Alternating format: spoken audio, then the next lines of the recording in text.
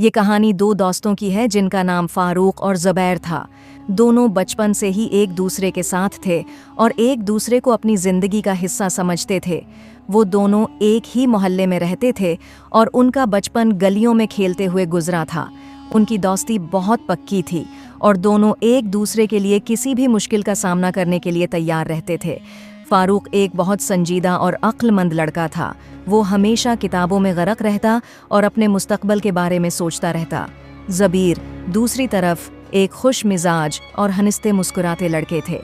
उसका मिजाज बहुत खुला था और वो जिंदगी को बेफिक्री से जीता था। लेकिन दोनों की दोस्ती इस बात का सबूत थी कि जिंदगी के मुख्तलिफ पहलू, मुख्तलिफ मिजाज और सोच रखने वाले लोग भी एक दूसरे से गहरी मोहब्बत और दोस्ती कर सकते हैं। एक दिन दोनों गली में खेल रहे थे। फारूक ने ज़बीर से कहा, यार ज़बीर, मुझे लगता है कि हमें ज्यादा वक्त किताबों में गुजारना चाहिए ताकि हम मुस्तकबल में कामयाब हो सकें। ज़बीर हंसते हुए बोला, हाँ, लेकिन जिंदगी सिर्फ किताबों का नहीं है, हमें थोड़ी बहुत तफरीश भी करनी चाहिए। फारूक थोड़ा सा सोच में पड़ा, फिर बोला, तुम ठीक कहते हो, लेकिन हमें दोनों का तवाजुन बनाना होगा। दोनों की दोस्ती में हमेशा एक बात मुश्तरक रही। वो एक दूसरे के नज़रियात और सोच का एहतराम करते थे।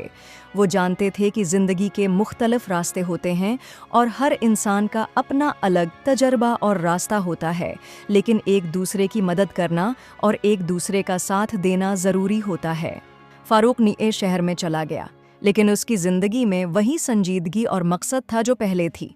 वो हमेशा अपनी पढ़ाई में मगन रहता, लेकिन जब भी उसे फुर्सत मिलती वो ज़बीर को ख़त है लिखता या उससे फ़ोन पर बात करता। ज़बीर भी कभी फारूक को ख़त लिखता और कभी उसके साथ फ़ोन पर बात करता। वो दोनों एक दूसरे से दूर होते हुए भी एक दूसरे के करीब थे। एक दिन चंद साल बाद फारूक अपने नए शहर से वापस आया।